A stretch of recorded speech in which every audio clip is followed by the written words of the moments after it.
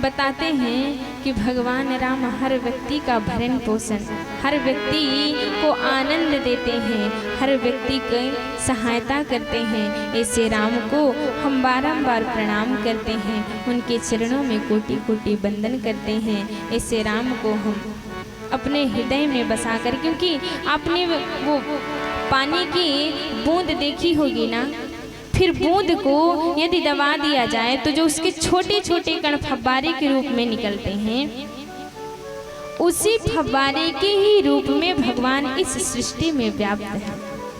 हमको और आपको दिखने वाले नहीं हैं, पर वो उतने से ही कण में हम सब पर ध्यान देते हैं और हम सबकी रक्षा करते हैं। और जहाँ जिसको जैसे भी आवश्यकता पड़ती है, भगवान नारायण उनके पास होते हैं।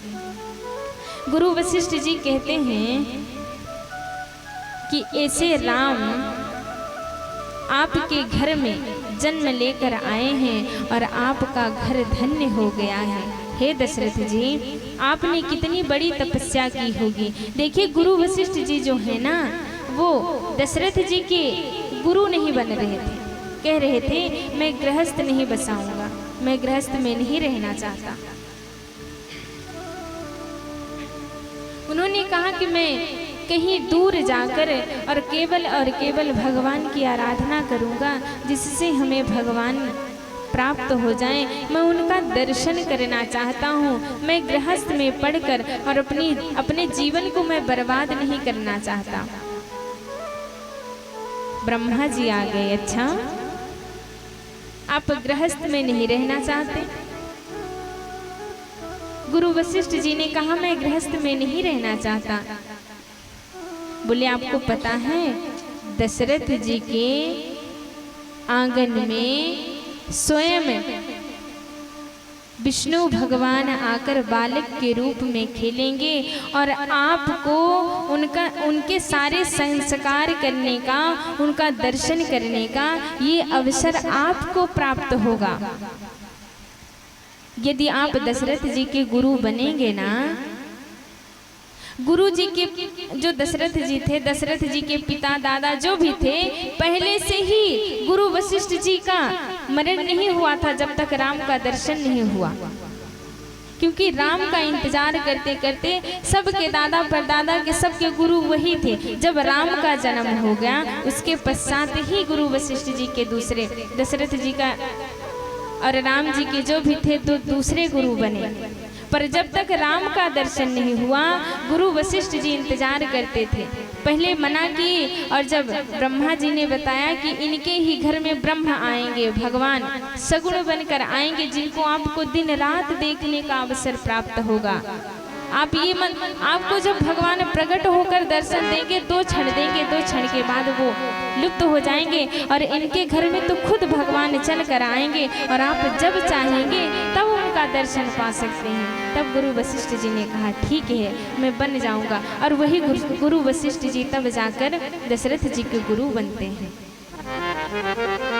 आज वही कह रहे हैं कि भगवान सबके हृदय में उस फव्वारे की कणों के रूप में स्थापित हैं। हम सबको बस देखने की आवश्यकता है। और कौन कौन ये मानता है कि इस पृथ्वी पर भगवान है? कोई मानता है? हाथ ऊपर करें, कितने लोग ये मानते हैं कि भगवान इस पृथ्वी पर हैं? और लोग नहीं मानते क्या? क्योंकि पता है, ये जो हाथ उठा रहे हो तो ये नहीं मानते कि उन्हीं की कृपा से ये हाथ है। क्योंकि पता नहीं तो कितने ऐसे भी हैं जिनके हाथ भी नहीं है। हमें तो रोज सुबह उठकर और भगवान का धन्यवाद करना चाहिए कि हे प्रभु, आपने मेरे ऊपर कितनी मेहरबानी की, कितनी कृपा की कि मेरे दोनों हाथ भी हैं, दोनों आँख भी हैं, दोनों कान भी हैं, 2 पैर भी हैं और मुख दिया है। तो हे नारायण, आपका मैं चिंतन करूं, आपका भजन करूं। हम तो मानते हैं, क्या मानते हैं? हम सांस ले रहे हैं इस जान की बदौलत,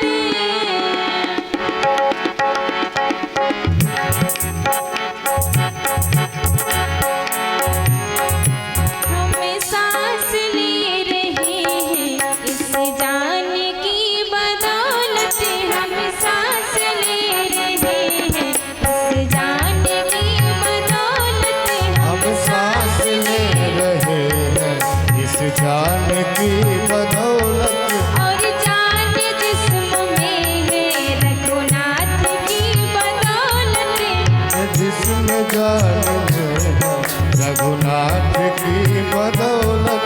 और जान जिस्म में है रघुनाथ की बदौलत। और जान जिस्म में है रघुनाथ की बदौलत। हम सांस ले रहे हैं श्री राम की बदौलत। हम सांस ले रहे हैं श्री राम के बदौलत।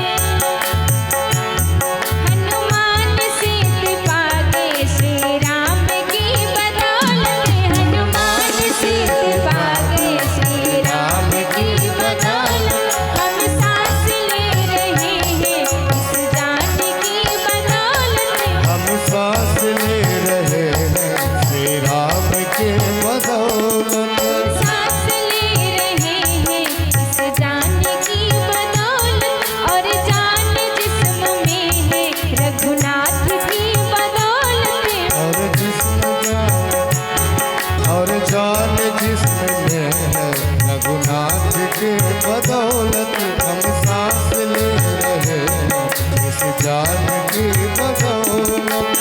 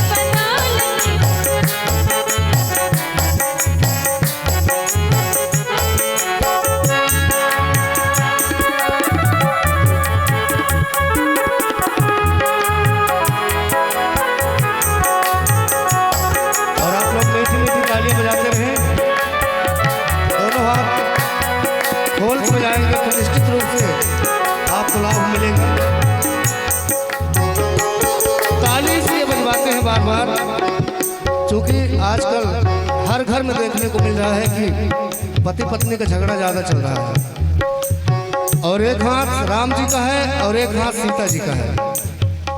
जब आप आपस में मिलाएंगे तो निश्चित रूप से प्रेम प्रकट होगा और प्रेम तो प्रकट होए में जाना। तो अगर घर में प्रेम प्रकट करना है तो राम जी के भजनों में ताली आप लोग बजाते रहें। जिसको अच्छा बनाना है, अपना जीवन सफल बनाना है और जिसको लड़ाई झगड़ा ही करना है तो वो ना बजाए।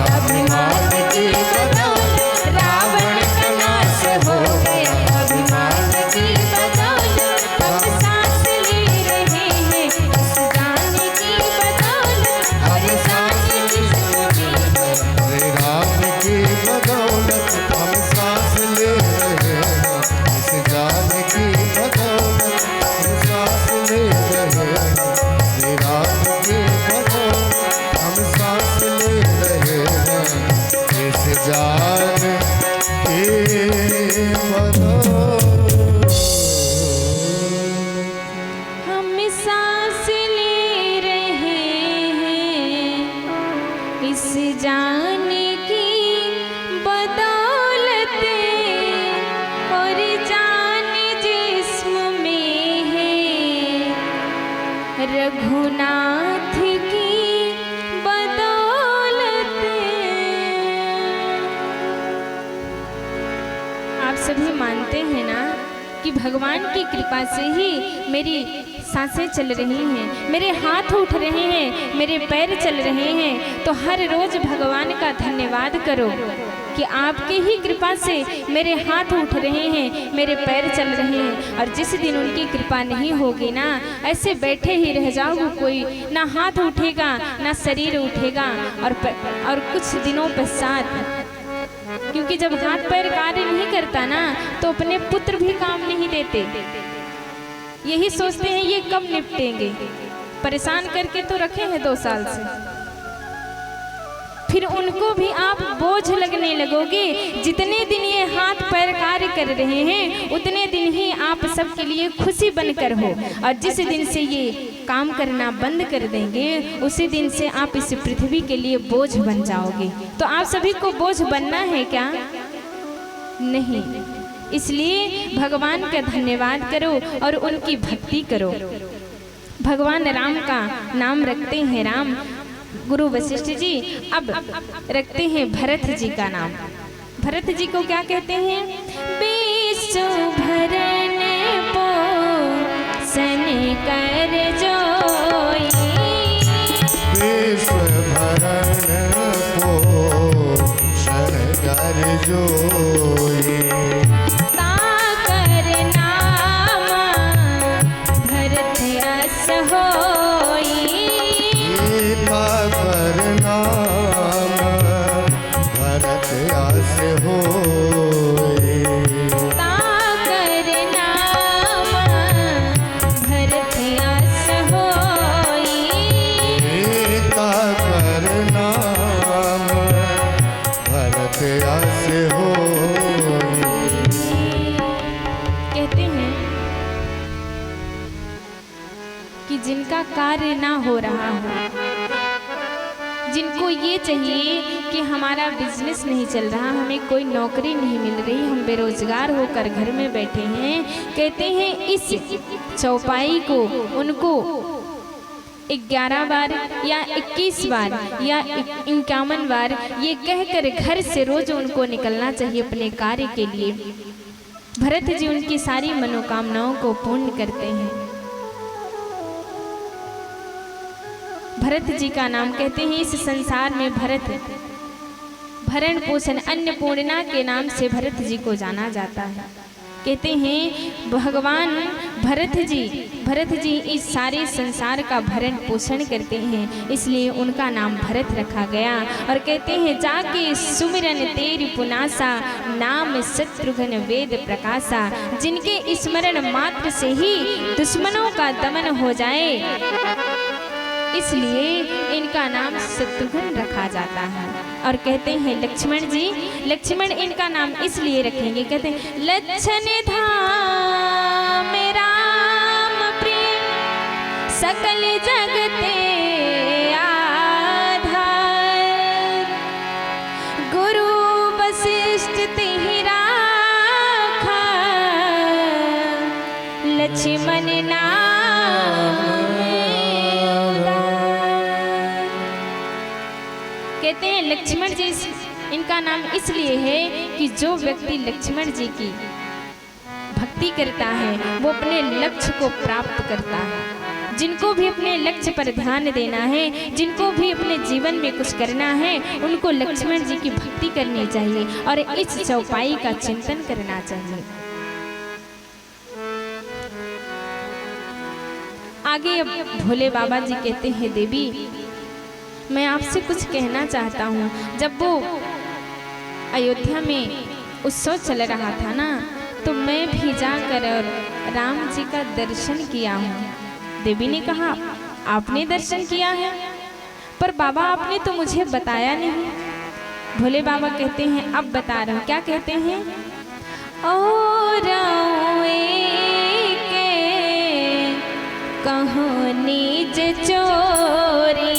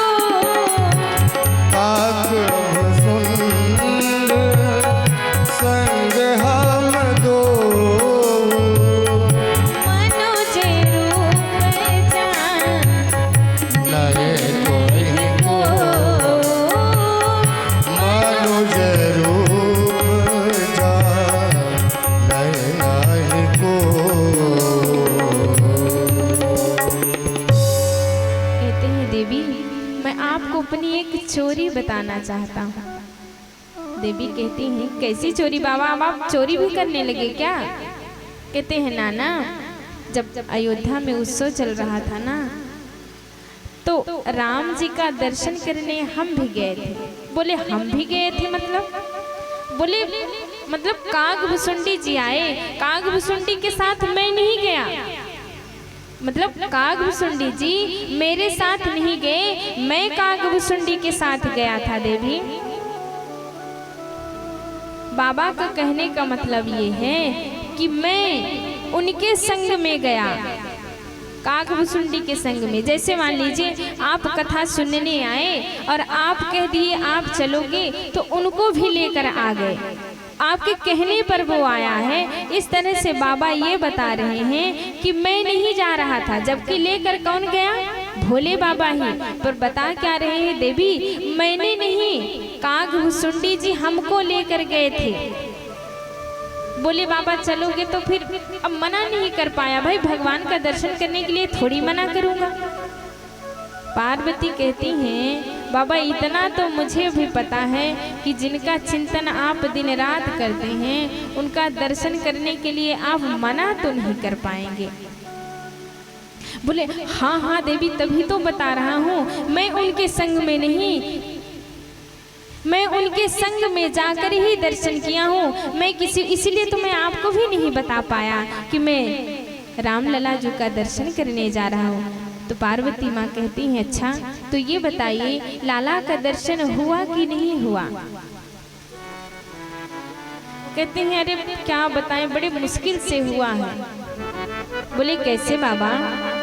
कहते हैं कि बाबा जब गए ना और उत्सव चल रहा है, बाबा कह रहे हैं कि मनुष्य रूप मतलब मनुष्य का रूप धर कर और मैं अवधपुर में जाकर और कौशल्या माँ से कहता हूँ कि माँ अपने लल्ला का दर्शन कराए दो, माजू अपने लल्ला का दर्शन कराए दो। माँ ने जैसे इतनी बड़ी बड़ी दाढ़ी मूछ को देखा कहने लगी ना ना ना बाबा, ये जो ये रूप बना के रखे हो ना, जैसे ही मेरा लल्ला देखेगा रोने लगेगा। जो भी अभी शांत होकर लेटा है आपको इस भूत बयार जैसे दिखाकर लोगों को मैं अपने लल्ला को रुलाऊंगी नहीं, मैं दर्शन नहीं कराऊंगी।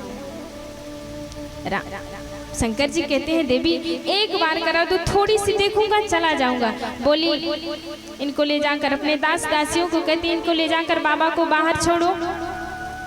ले जाकर बाबा को बाहर धर दिए। बाबा सोचने लगे अब क्या करूं, कैसे भगवान का दर्शन पाऊं।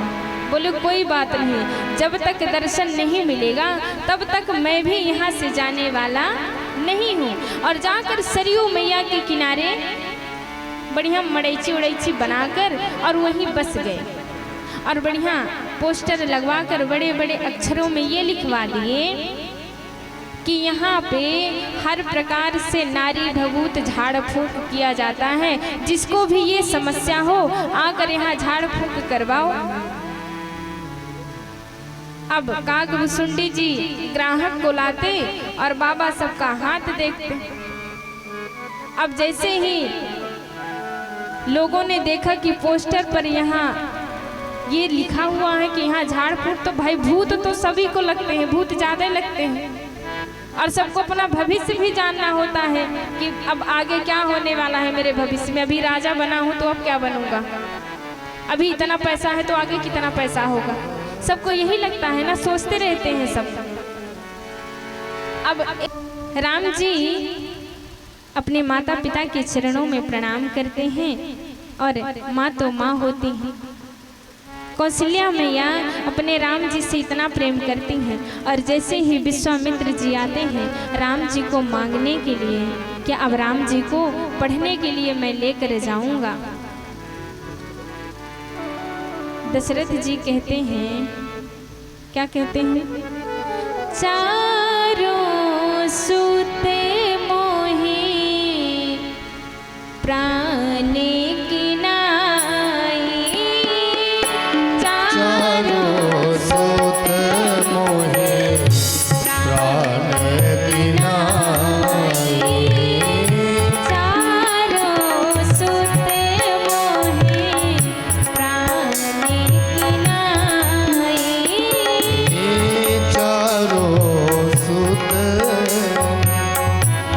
प्राण की नाई, राम देते नहीं बनहि गोसाई, राम देते नहीं बनहि गोसाई, राम देते नहीं बनहि गोसाई।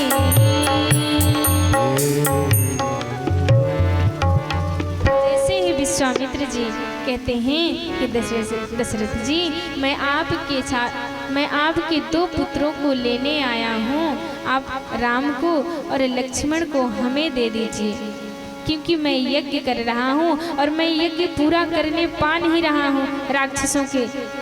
राक्षस आकर विघ्न डाल देते हैं और मेरा यज्ञ पूरा नहीं होता। हे दशरथ जी, अपने राम को और लक्ष्मण को हमें दे दीजिए, जिससे हमारा यज्ञ पूरा हो जाए। दशरथ जी कहते हैं कि चारों सुत हैं प्राण जैसे, मैं चारों को मानता हूँ, पर राम को देते नहीं बनता। हे विश्वामित्र जी, आप राम को मत मांगिए, और आप हमसे चाहे जो मांगे वो मैं दे दूंगा, पर मैं राम को नहीं दे पाऊंगा। राम को मत मांगिए। विश्वामित्र जी कहते हैं कि राम को ही मैं मांगना चाहता हूँ। देखिए, हमें भी यदि कुछ मांगना हो किसी से, तो हमें भी राघव को ही मांगना चाहिए। हम भगवान से इन संसार की चीज़ों को नहीं, बल्कि भगवान से हमें भगवान को ही मांगना चाहिए कि हमें और कुछ नहीं, आप ही चाहिए, आपके चरणों की भक्ति ही चाहिए। क्योंकि यदि हम उनके शरण में रहेंगे तो भला बताओ किसी चीज़ की कमी हो सकती है क्या? नहीं। जो सबको दे रहा है, यदि हम ही उनके शरण में हैं तो हमें भी उनके शरण में रहने से ही सब कुछ प्राप्त हो जाएगा। विश्वामित्र जी कह रहे हैं मैं राम को ही मांगता हूँ। दशरथ जी रोने लगे। तब गुरु वशिष्ठ जी आते हैं और कहते हैं दशरथ जी, आप इनको जाने दीजिए राम को, क्योंकि पता है आपको। बोले नहीं, हमको तो नहीं पता। बोले जब राम जाएंगे ना विश्वामित्र जी के साथ, तभी आपके घर में बहू आएगी। बोले अच्छा, जब राम विश्वामित्र जी के साथ जाएंगे तब बहू आएगी? बोले हाँ हाँ, जब इनके साथ में जाएंगी तभी बहू आएंगी। बोले हाँ, तब ठीक है। अब विश्वामित्र जी के साथ राम जी को भेज देते हैं। अब विश्वामित्र जी लेकर चल दिए। श्यामल गौर सुंदर दो भाई, श्याम गौर सुंदर दो भाई, विश्वामित्र महानिधि पाई, विश्वामित्र महानिधि पाई। विश्वामित्र जी के साथ राम जी और लक्ष्मण जी चल देते हैं। आगे आगे विश्वामित्र जी जा रहे हैं और पीछे से राम जी और लक्ष्मण जी। तो जैसे ही आगे विश्वामित्र जी जा रहे हैं, पीछे मुड़कर देखते हैं तो राम लक्ष्मण उधर घूम रहे हैं, कहीं पहाड़ में चले जाते हैं, कहीं कहीं विश्वामित्र जी। पर दशरथ जी ने देते समय ये कहा था कि हे विश्वामित्र जी, आप पिता की तरह ही मेरे पुत्रों को ध्यान में रखिएगा, कोई गलती ना करें। विश्वामित्र जी उसी प्रकार से ध्यान रख रहे हैं राम और लक्ष्मण का। बोलते हैं राम इधर आओ, वहाँ जा रहे चोट लगवा लोगे, इधर आओ।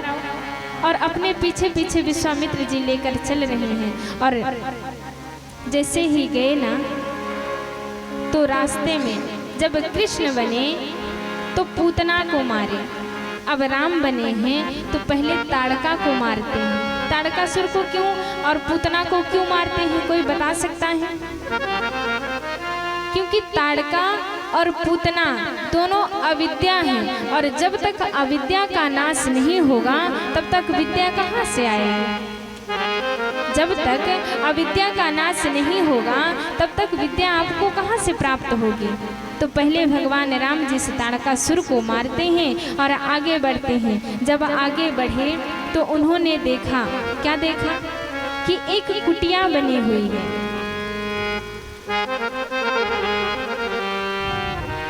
और कुटिया देखकर वहीं पर राम जी रुक जाते हैं और रुक कर पूछते हैं कि हे गुरुवर, ये कुटिया कैसी बनी है? आप हमें ये बताइए कि ये कुटिया यहाँ पर ये ऐसे वीरान क्यों पड़ी है, और इसमें तो ना एक पक्षी है, ना कोई पशु है, ना कोई वृक्ष है, ना कोई मनुष्य है, ऐसा क्यों? क्या कहते हैं? आश्रम एक देखी मांगे माही, आश्रम एक देख मांग माही, आश्रम एक देखी मांगे माही, आश्रम एक देख मांग माही।